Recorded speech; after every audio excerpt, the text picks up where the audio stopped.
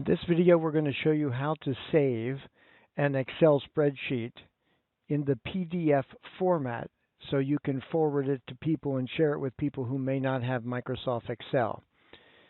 So I have a sheet in front of me. It's a regular worksheet. It's been saved, so I have it in Excel format. Now I want to save it as PDF. So I go up to the File menu and left-click on that. And I'll get a drop-down menu, and I want to save a copy.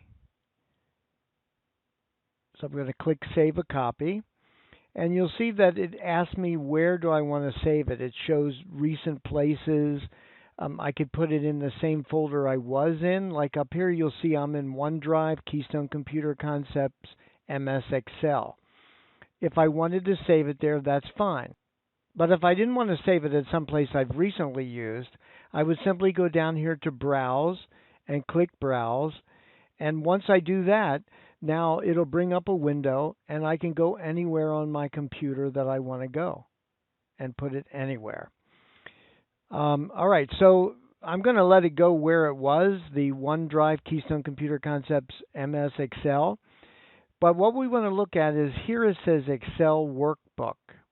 This is a drop-down menu. We want to left-click on that, and then down near the bottom, you'll see PDF. I'm going to click on that.